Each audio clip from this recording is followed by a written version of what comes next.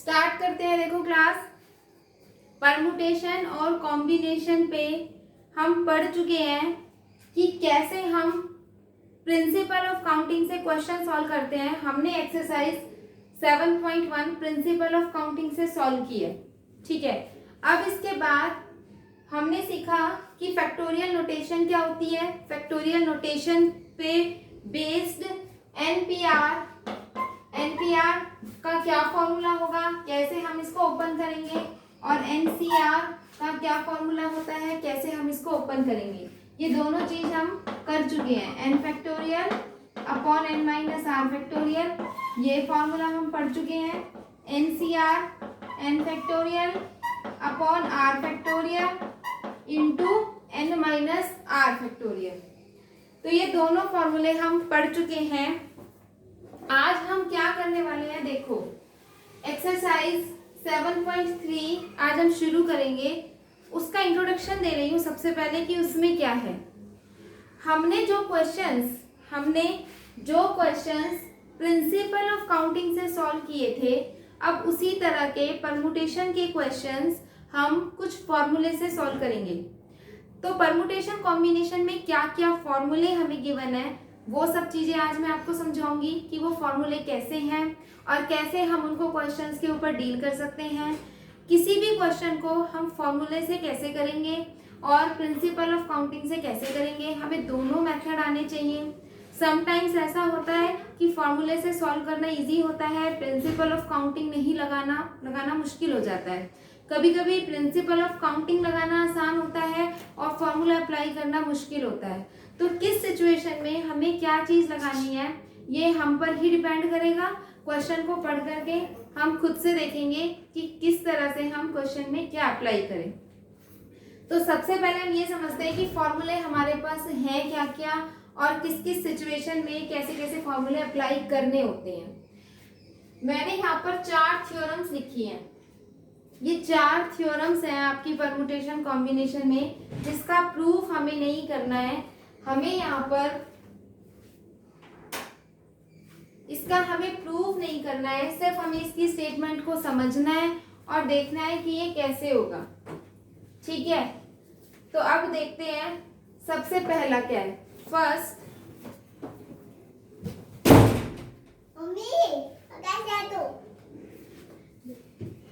सबसे पहले है number of permutation when all objects are distinct. Number of permutation when all objects are distinct and taken all at a time is n factorial. क्या कहना चाह रहा है, इसका मतलब समझें। नंबर ऑफ परमुटेशन निकालो कि कितनी परमुटेशन होगी, मतलब कितनी अरेंजमेंट होगी। परमुटेशन का मतलब क्या था, अरेंजमेंट, कि कितनी अरेंजमेंट हो सकती है। कब, जब सारे के सारे ऑब्जेक्ट्स डिस्टिंक्ट हो। क्या केस है ये, जब सारे ऑब्जेक्ट्स हमको डिस्टिंक्ट गिवन हो। जैसे देखो मैं यहाँ पर एक वर्ड लिखती हूँ स्कूल, ठीक है। हमने यहाँ पर एक वर्ड क्या लिखा, स्कूल। यहाँ आप देखोगे ओ सेम नंबर है, all objects are not distinct. अगर मुझे ये कहा जाए कि इसमें जितने भी लेटर्स हैं उसके अरेंजमेंट बताओ कि कैसे हम उनको अरेंज करेंगे, ठीक है। तो यहाँ पर आप देखोगे ऑल ऑब्जेक्ट्स आर डिस्टिंक्ट, लेकिन यहाँ सारे ऑब्जेक्ट डिस्टिंक्ट नहीं है, यहाँ ओ सेम ऑब्जेक्ट है। तो हम इसके अरेंजमेंट में ये वाला थ्योरम यूज नहीं कर सकते।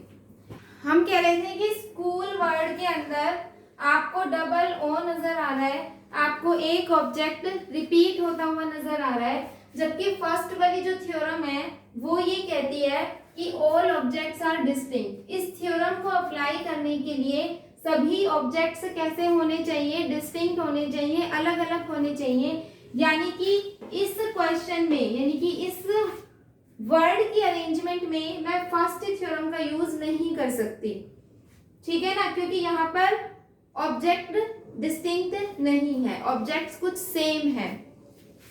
तो ये वाला रिजल्ट मेरा कहाँ यूज हो सकता है, ROSE। अगर मुझे इन 4 लेटर्स को अरेंज करना हो ऑल ऑब्जेक्ट्स आर डिस्टिंक्ट, चारों के चारों ऑब्जेक्ट डिस्टिंक्ट हैं। एंड आगे लिखा है taken all at a time, taken all at a time मतलब मुझे ये चारों लेटर्स ही अरेंज करने हैं। कहने का मतलब क्या है, अगर मैं इसको प्रिंसिपल काउंटिंग से कहूँ तो इसका मतलब मुझे 4 लेटर के वर्ड्स बनाने हैं इन चारों का यूज करके। ठीक है, इन चारों का यूज करके मुझे 4 लेटर का क्या बनाने हैं, वर्ड्स बनाने हैं। तो हम कैसे बनाएंगे, इसके लिए कितनी पॉसिबिलिटी है, 4, इसके लिए पॉसिबिलिटी बचेगी 3, यहाँ पर 2 और यहाँ पर 1, और हम इनको क्या कर देंगे, मल्टीप्लाई। मल्टीप्लाई करेंगे तो कितना आ जाएगा, 24 परमुटेशंस आएंगी, 24 वेज आएंगे इन 4 लेटर्स को अरेंज करने की। ये हमने क्वेश्चन सॉल्व किया प्रिंसिपल ऑफ काउंटिंग से। अब ये फॉर्मूला अप्लाई करते हैं जो 1 नंबर में दिया है, थ्योरम नंबर 1 में दिया है, number of permutations when all objects are distinct, when all objects are distinct and taken all at a time. और taken all at a time मतलब आप 4 ही लेटर का वर्ड बना रहे हो। ये नहीं है कि आप इन 4 में से कोई 3 लेटर का वर्ड बना रहे हो। अगर आपसे ये कहा जाता कि इनमें से 3 लेटर का वर्ड बनाओ तो हम ये थ्योरम, ये वाली थ्योरम इसमें अप्लाई नहीं करते। 2 चीजें यहाँ पर देखनी है।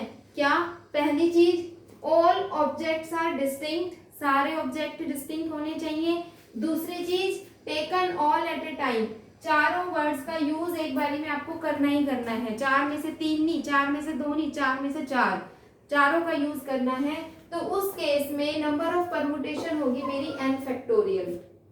ठीक है, तो अब यहाँ पर n क्या है, जितने लेटर है 1 2 3 4, तो यानी कि अकॉर्डिंग टू फॉर्मूला मेरी इसकी परमुटेशन होगी कितनी, 4 फैक्टोरियल। और 4 फैक्टोरियल कितना होता है, 24 ही होता है।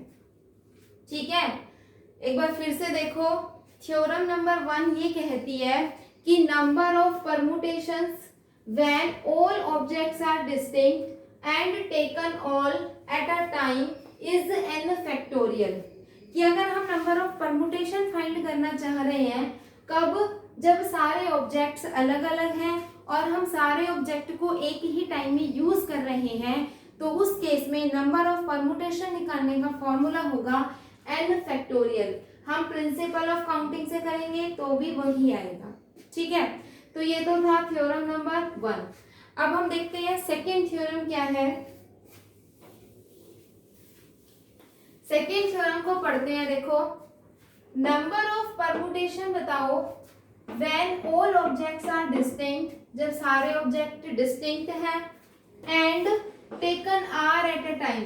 यहाँ क्या था, ऊपर वाली में क्या था, taken all at a time, कि आप सारे एक साथ यूज कर रहे थे। अब क्या है, taken R at a time, कि आप एक बारी में आर ले रहे हो। जैसे कि मैंने यहाँ पर एक वर्ड लिख दिया ROSET। ठीक है, मैंने कहा कि इस वर्ड की हमें अरेंजमेंट बतानी है। इस वर्ड की अरेंजमेंट बताओ, और कैसे बताओ कि इसमें से 3 डिजिट का, 3 लेटर का आपको वर्ड बनाना है। 3 लेटर के वर्ड्स बनाने हैं इसमें से। ऐसे क्वेश्चन हमने 7.1 में किए हैं कि आपको कुछ लेटर्स दे दिए गए, उनमें से आपको 3 लेटर का वर्ड बनाना है या 4 लेटर का वर्ड बनाना है। ठीक है, तो यहाँ लेटर कितने गिवन है, 1 2 3 4 5। 5 में से 3 लेटर का कोई कोड बनाना है आपको, 3 लेटर का कोड बनाना है, यानी कि आपको 5 में से 3 लेटर लेने हैं। बस यही वाली बात है ना, 5 में से 5 इकट्ठे नहीं लेने।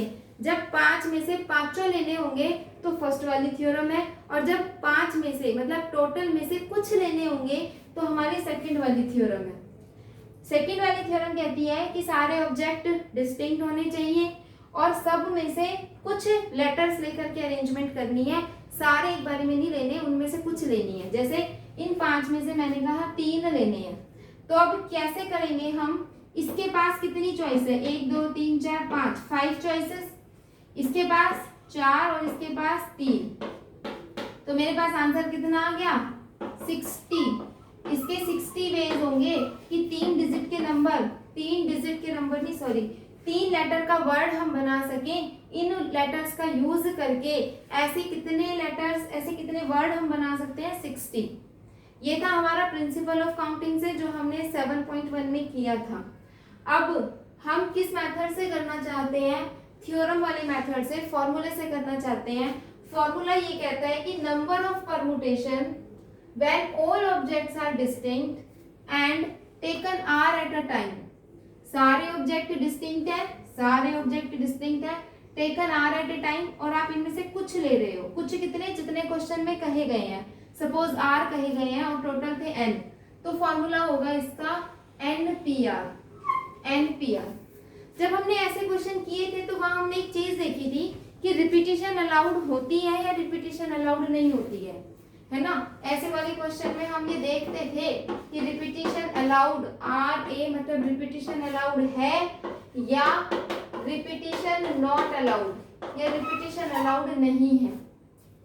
अगर अलाउड होगी तो कुछ और हम करते थे, अलाउड नहीं था तो हम कुछ और करते थे। तो ऐसे ही यहाँ पर ये थ्योरम दो अलग अलग थ्योरम हो जाएगी। जब रिपीटिशन अलाउड नहीं है तो फॉर्मूला होगा NPR, और जब रिपीटिशन अलाउड है तो फॉर्मूला होगा n raise to power r। ठीक है, तो यहाँ पर ये जो मैंने लिखा है ये कौन से वाला है, रिपीटिशन नॉट अलाउड वाला है। जब रिपीटिशन अलाउड नहीं है उस केस में 4 इंटू 5 इंटू 4 इंटू 3 यानी कि 60 ऐसे 3 लेटर के कोड हम बना सकते हैं जो इन 5 लेटर का यूज करके हम बनाएंगे। अगर मैं इसको फॉर्मूले से अप्लाई करूं तो फॉर्मूला कह रहा है कि NPR लगाओ, NPR निकालो। तो n कितना है, total number of distinct object 5, PR कितना है, जितने डिजिट का, जितने लेटर का आप कोड बना रहे हो, 3 लेटर का बना रहे हो, तो 5P3। 5P3 निकालने का फॉर्मूला, मैं ये फॉर्मूला आपको बता चुकी हूँ कि NPR निकालने का फॉर्मूला होता है n factorial upon n minus r factorial. तो n फैक्टोरियल यानी कि 5 फैक्टोरियल और n माइनस r यानी कि 5 माइनस 3 फैक्टोरियल। इसको सॉल्व कर लेंगे तो 5 फैक्टोरियल अपॉन 2 फैक्टोरियल। 5 फैक्टोरियल का मतलब 5 into 4 into 3 into 2 factorial upon 2 factorial से 2 फैक्टोरियल कैंसिल हो जाएगा। 5 इंटू 4 इंटू 3 कितना हो जाएगा, 60। तो ऐसे भी हमारे पास आंसर क्या आएगा, 60 आएगा। तो हमने देखा कि किस तरह से क्वेश्चंस को आप फॉर्मूले से भी कर सकते हो, ये फॉर्मूले हैं, और हम प्रिंसिपल ऑफ काउंटिंग से भी कर सकते हैं। आपको जो मेथड इजी लगे आप उसी से ही कर सकते हो। ठीक है, तो हम 2 थ्योरम कर चुके हैं। अब हम आ जाते हैं 3rd नंबर की थ्योरम पे। 3rd नंबर की थ्योरम क्या कहती है कि number of permutation when all objects are distinct and taken R at a time when repetition is allowed. जब रिपीटिशन अलाउड होती थी, जैसे अभी हमने यहीं पे एक एग्जांपल लिया था ROSET, और हमने कहा था कि हमको 3 लेटर का एक कोड बनाना है जिसमें रिपीटिशन अलाउड है। तो हम कैसे करते थे, 5 यहाँ पर लेटर है तो इसके पास 5 ही चॉइस होंगी कि आप यहाँ कुछ भी फिल कर सकते हो। रिपीटिशन क्योंकि अलाउड है तो यहाँ भी 5 चॉइस है और यहाँ भी 5 चॉइसेस है, तो मेरा आंसर होता था 5 रेज टू पावर 3। 5 क्या है, 5 है टोटल नंबर ऑफ ऑब्जेक्ट्स, वो कितने हैं 5, यानी कि n। अगर मैं समझूं कि n मेरे टोटल नंबर ऑफ ऑब्जेक्ट्स हैं तो n, उसमें से मुझे कितने एक बारी में लेने हैं 3, और वहां कितने लेने हैं r फॉर्मूले में, तो n raise to power r। ऐसे निकालोगे तो भी यही आएगा, और फॉर्मूले से डायरेक्ट निकालोगे तो भी क्या आएगा, n raise to power r आएगा। ठीक है, समझ में आ रहे हैं अभी आपको अच्छे से?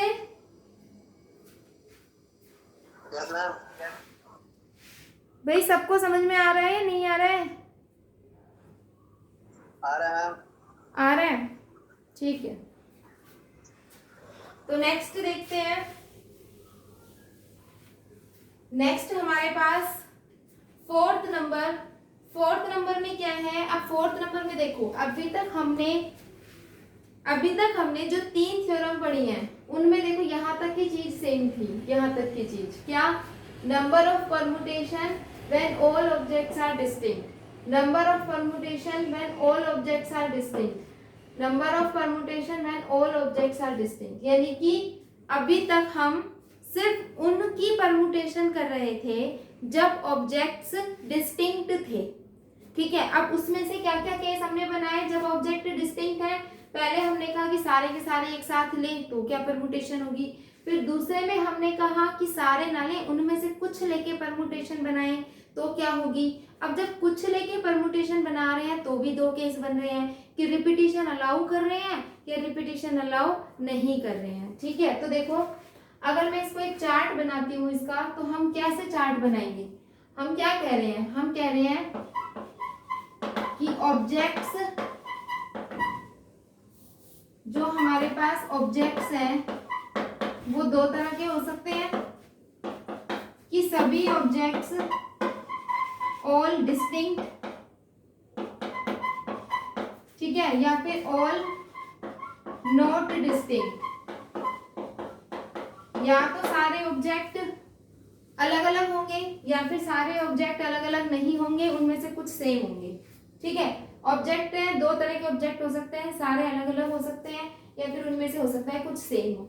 जब सारे अलग अलग ऑब्जेक्ट हैं और हम उनको अरेंज करना चाहते हैं, हम क्या करना चाह रहे हैं, सारे अलग अलग ऑब्जेक्ट को अरेंज करना चाह रहे हैं, तो अरेंजमेंट कैसे हो सकती है, ये है अरेंजमेंट। अरेंजमेंट कैसे हो सकती है,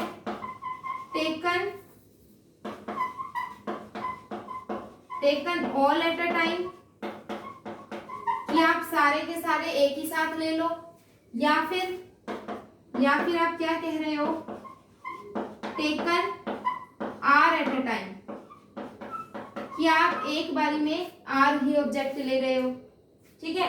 जब taken all at a time, जब आप सारे एक साथ ले रहे हो तो हमारे पास फॉर्मूला बनेगा n factorial, number of permutation का फॉर्मूला क्या बनेगा, n फैक्टोरियल।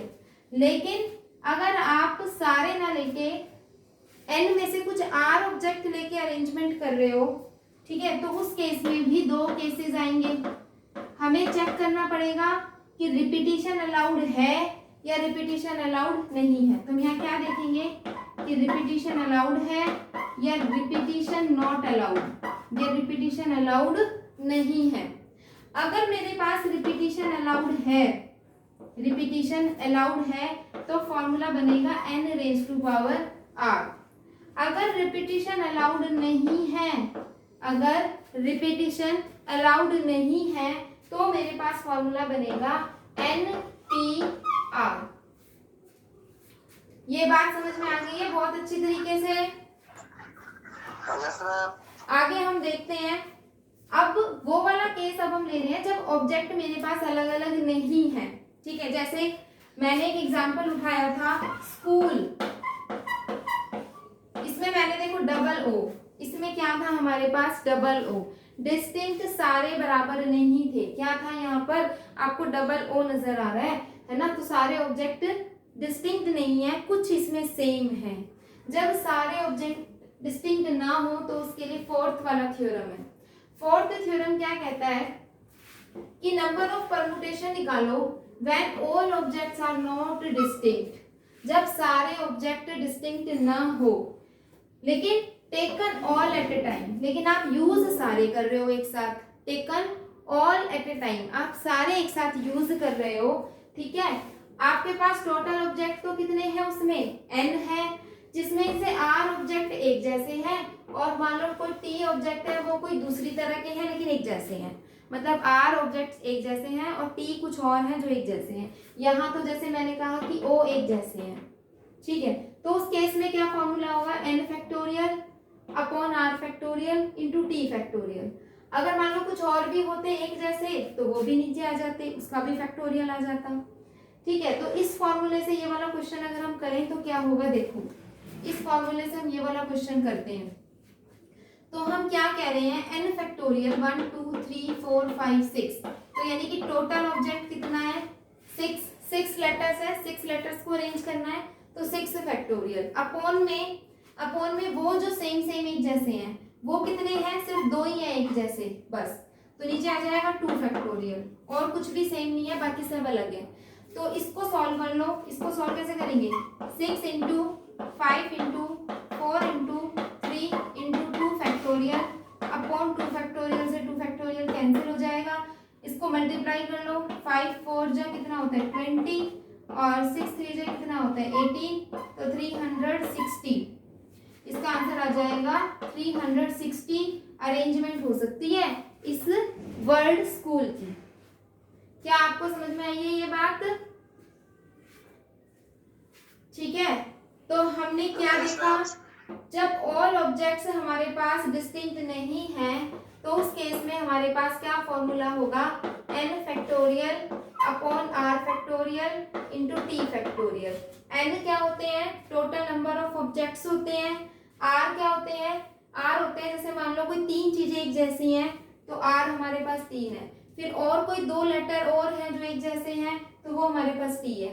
मान लो कुछ और भी एक जैसा और होगा तो फिर वो और आ जाएगा। यहाँ पे जितने सेम लेटर्स होंगे वो यहाँ पर आकर के क्या हो जाएंगे, डिवाइड हो जाएंगे। ठीक है, तो हमारे पास एक ये फॉर्मूला।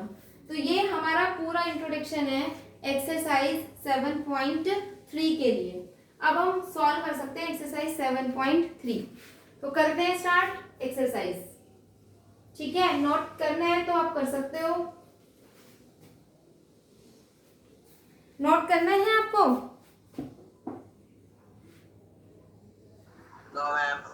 ठीक है, एक्सरसाइज कर लेते हैं सीधा।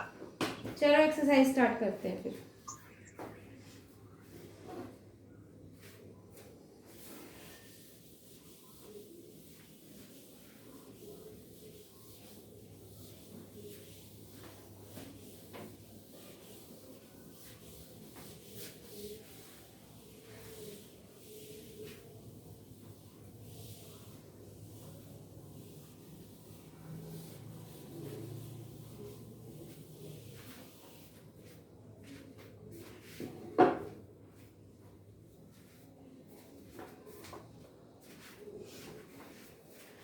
तो देखते हैं एक एग्जांपल इसी पे बेस्ड क्या है।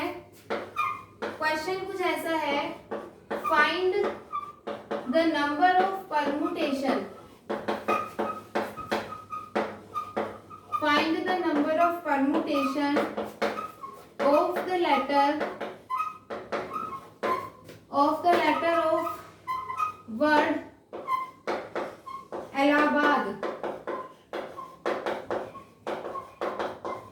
इलाहाबाद। क्या है क्वेश्चन कि नंबर ऑफ परमुटेशन हमें फाइंड करनी है किस, इस वर्ड के लेटर्स की, इस वर्ड में जितने लेटर्स हैं उनकी क्या कितनी नंबर ऑफ परमुटेशंस हो सकती है। ठीक है, तो वर्ड देखो ढंग से क्या है, ALLAHABAD।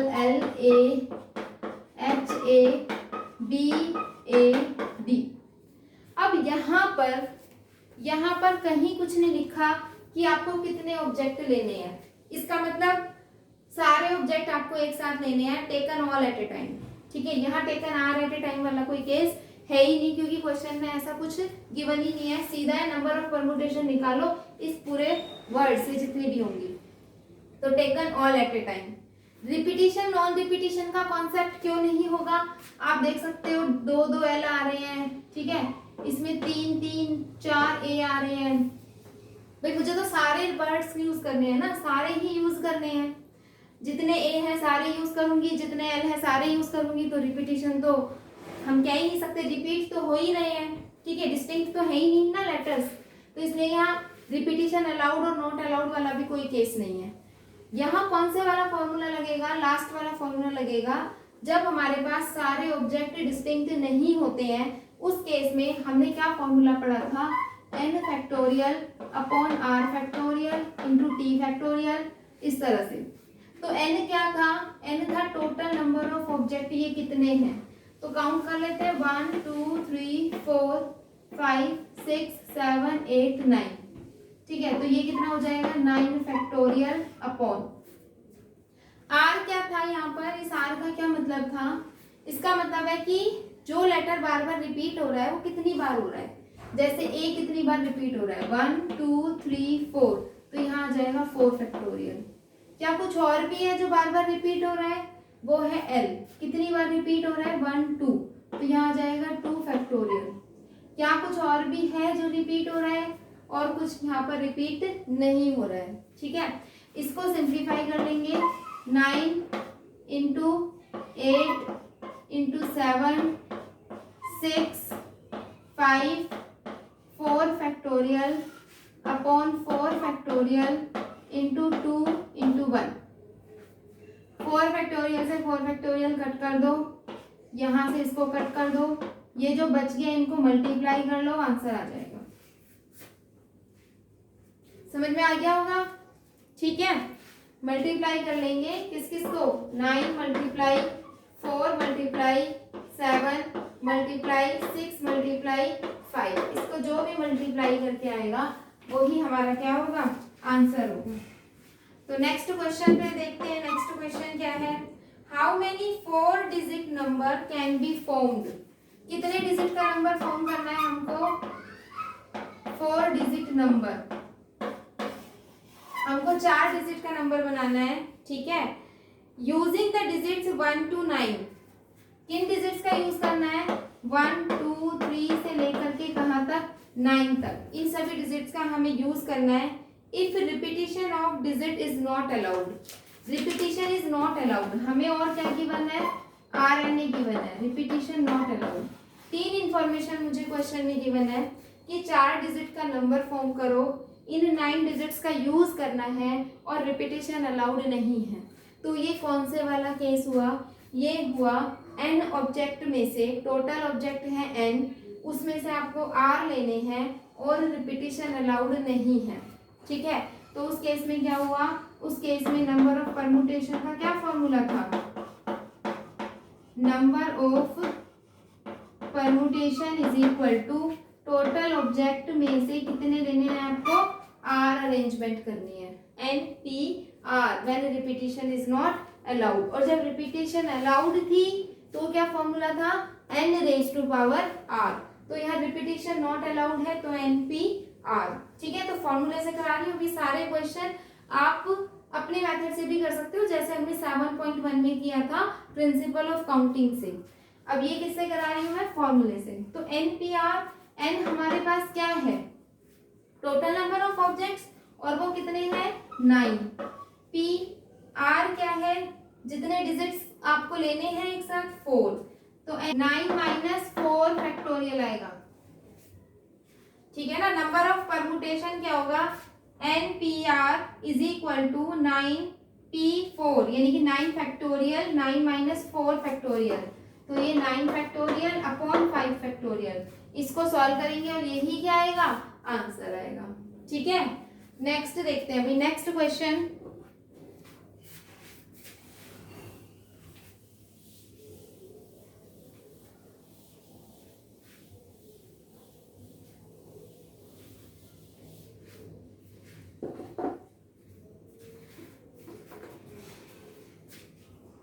नेक्स्ट हमारे पास क्वेश्चन है, how many numbers lying between 100 and 1000। 100 और 1000 के बीच कितने नंबर होंगे, किसके बीच में पूछे हैं, 100 और 1000 के बीच के नंबर पूछे गए हैं। ठीक है, 100 से लेके 1000 के बीच में कितने नंबर फॉर्म हो सकते हैं विद द डिजिट, किन डिजिट की हेल्प से, 0, 1, 2, 3, 4, 5, इन डिजिट की हेल्प से। If repetition of the digits is not allowed, repetition not allowed, RNA क्या कहना चाह रहा है, ये बहुत ही सिंपल सा काम कहना चाह रहा है। ये जो इसमें कह रहा है ना कि 100 से लेके 1000 के बीच के नंबर है, तो इससे वो हमसे ये बताना चाह रहा है कि एक्चुअली में कितने डिजिट का नंबर है, 3 डिजिट का नंबर है, क्योंकि 100 से लेके और 1000 के बीच में जो नंबर्स है वो 3 डिजिट के ही होते हैं सभी नंबर्स। तो इससे वो हमको ये इंफॉर्मेशन देना चाह रहा है कि आपको 3 डिजिट का नंबर फॉर्म करना है।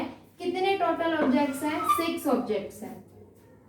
ठीक है, तो हमारे को 6 ऑब्जेक्ट्स हैं टोटल, और हमारे को 3 डिजिट का नंबर क्या करना है, फॉर्म करना है। अब यहाँ पर एक चीज ना बहुत ज्यादा ध्यान देने की है कि आप डायरेक्ट फॉर्मूला अप्लाई नहीं कर सकते हो। क्यों नहीं कर सकते हो वो सीखने की जरूरत है। देखो ध्यान से, ये वाला जो वर्ड है ना जीरो, ये वर्ड जीरो, ये इस पूरे क्वेश्चन के अंदर बहुत ही इंपॉर्टेंट रोल प्ले कर रहा है। क्यों? क्योंकि अगर मैं जीरो को फर्स्ट नंबर पे प्लेस कर देती हूँ, यानी कि 100th प्लेस पे पुट कर दूंगी और यहाँ कुछ भी मैं नंबर लूंगी, तो ये नंबर 3 डिजिट का नहीं बनेगा। क्या आपको ये बात समझ आ रही है? ये जो नंबर है, अब ये जो नंबर है 015, ये नंबर 3 डिजिट का नहीं बना। क्यों नहीं बना? क्योंकि जीरो पहले आ गई ना। इसका क्या मतलब है? कुछ नहीं, नंबर तो ये टोटल 15 है, 2 डिजिट के नंबर है, ये तो 2 ही डिजिट का नंबर है और मुझे तो ये नंबर बनाना ही नहीं। मुझे तो 3 डिजिट के नंबर बनाने हैं जो 100 से बड़े हों और 1000 से छोटे हों। तो एक बात तो पक्की हो गई कि जीरो जो है ना वो मुझे 100th के प्लेस पे लेना ही नहीं है। यहाँ पर प्रिंसिपल ऑफ काउंटिंग आपको ज्यादा आसान पड़ेगा एज कंपेयर टू फॉर्मूला। तो ऐसे वाले जो क्वेश्चन होते हैं, वैसे मैं तो ये प्रेफर करती हूँ कि हर क्वेश्चन प्रिंसिपल ऑफ काउंटिंग से करो, है ना। लेकिन फिर भी कुछ क्वेश्चंस होते हैं जो फॉर्मूले से ज्यादा इजी होते हैं, जिसमें रिपीटिशन वाले जो क्वेश्चन हमने इलाहाबाद वाला किया था वो फॉर्मूले से इजी पड़ता था, लेकिन इस तरह के क्वेश्चन प्रिंसिपल ऑफ काउंटिंग से आसान पड़ते हैं। देखना कैसे, फॉर्मूले से भी सिखाऊंगी इसको, पहले प्रिंसिपल ऑफ काउंटिंग से सीखते हैं। हमको 3 डिजिट के नंबर बनाने हैं, तो हमने 3 बॉक्स बना लिए। 3 डिजिट का नंबर हमको बनाना है, हमने 3 बॉक्स बना लिए, ठीक है। कैसे? देखो, हमें यहाँ पर जीरो नहीं लेके आना। इसके पास चॉइसेस देख रही हूँ मैं कितनी है, यहाँ मुझे जीरो नहीं लाना, क्योंकि जीरो यहाँ पर आ गया तो ये नंबर 3 डिजिट का नहीं बनेगा। मुझे 100 से बड़ा नंबर लेके आना है ना, तो मैं यहाँ पर 1 2 3 4 5 कुछ भी रख सकती हूँ। तो इसके पास जो टोटल चॉइसेस है ना वो है 5 चॉइस। इसके पास टोटल कितनी चॉइसेस है? 5 चॉइसेस है। फिर इसके बाद जब मैं इस वाले बॉक्स पे आती हूँ, जब मुझे ये वाली डिजिट फिल करनी है, तो मैं जीरो को भी ले सकती हूँ, मुझे कोई दिक्कत नहीं है, कोई भी दिक्कत नहीं है ना। सिर्फ मैं यहाँ जीरो नहीं ले सकती थी पहले वाले नंबर पे, इसको तो मैं जीरो भी ले सकती हूँ, ठीक है। और रिपीटिशन अलाउड है नहीं, रिपीटिशन अलाउड नहीं है। तो टोटल हमारे पास 6 डिजिट थी, जो एक डिजिट यहाँ फिक्स हो गई है, तो अब मेरे पास इसके लिए कितनी चॉइसेस बच गई? 5 चॉइसेस बच गई, ठीक है। इसके लिए 5 चॉइसेस, इसके लिए भी 5 चॉइसेस। यहाँ एक चॉइस कौन सी कम हुई? जो यहाँ मैंने फिल कर दी। यहाँ कौन सी चॉइस कम हुई थी? जीरो। यहाँ जीरो नहीं आ सकता था और यहाँ वो नहीं आ सकता जो यहाँ आ चुका है। यहाँ क्या आएगा? इसके पास कितनी चॉइस बची? 2 तो चली गई ना इसके पास। इसके पास कितनी बची? इसके पास बच गई 4 चॉइस, ठीक है। यहाँ इसके पास बच गई कितनी?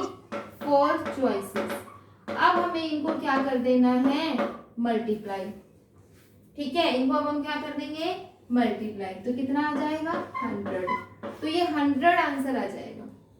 तो ये वाला क्वेश्चन इस मेथड से ज्यादा इजी पड़ रहा था। और अगर मुझे इस क्वेश्चन को करना हो फॉर्मूले से, तो हम कैसे करेंगे? ठीक है, देखते हैं उसको हम कैसे करेंगे। देखो, यहाँ पर हम ऐसे करेंगे फॉर्मूले से कि इस वाली चॉइस के लिए मेरे पास टोटल ऑब्जेक्ट्स 6 नहीं है, ठीक है। मेरे पास टोटल कितने ऑब्जेक्ट हैं? 1 2 3 4 5।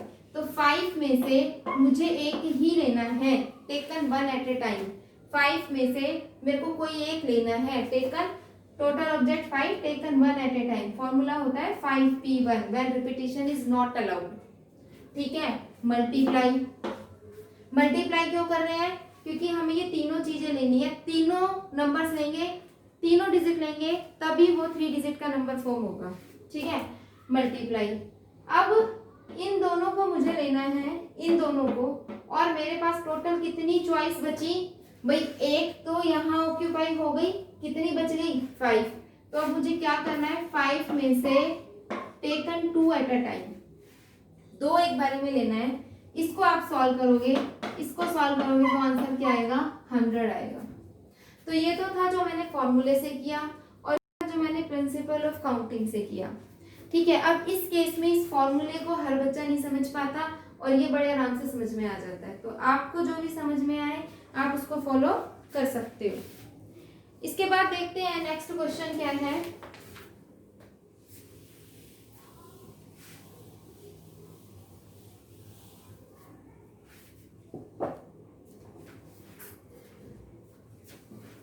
नेक्स्ट हमारे पास है NP5 is equal to 42 NP3 और हमसे कहा जा रहा है फाइंड n, कि n फाइंड करो, n क्या आएगा। ठीक है, तो NP5 क्या है, ये NP5 देख लेते हैं। NP5 का फॉर्मूला सबको पता है आपको, n factorial upon n minus 5 factorial equal to 42। NP3 क्या है, n factorial upon n minus 3 factorial. ठीक है, अब इसको सॉल्व कैसे करेंगे, देखो n into n minus 1 into n minus 2 into n minus 3 into n minus 4 into n minus 5 factorial पे जाके स्टॉप कर दो। मुझे कैसे पता चला यहाँ स्टॉप करना है, क्योंकि नीचे अपॉन में n माइनस 5 फैक्टोरियल तक है ना, तो वहीं पे जाके स्टॉप कर दो ताकि मैं इसको कैंसिल कर सकूं। इक्वल टू 42, यहाँ भी यही काम करो, n से स्टार्ट हो जाओ, n into n minus 1 into n minus 2 into n minus 3 factorial पे जाके स्टॉप कर दो, क्योंकि डिनोमिनेटर में यहाँ पे n माइनस 3 का फैक्टोरियल है, तो n माइनस 3 फैक्टोरियल पे स्टॉप कर दिया और ये हमारे पास इससे क्या हो गया, कैंसिल आउट हो गया। n minus 1 minus 2, n minus 1 minus 2 भी कैंसिल आउट हो गया। जो बचा वो बचा n minus 3 into n minus 4 equal to 42, ये बच गया।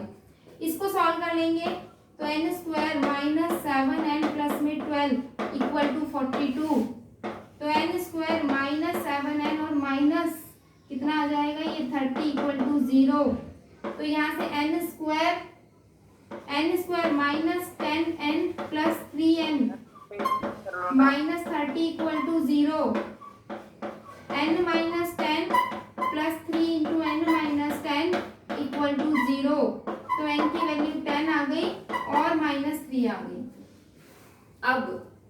अब ये जो n होता है ना, ये क्या होता है, ये नेचुरल नंबर होता है ना, तो ये माइनस 3 तो हम एक्सेप्ट नहीं करेंगे क्योंकि नेचुरल नंबर नहीं है, तो हमारा आंसर क्या हो जाएगा, n इक्वल टू 10।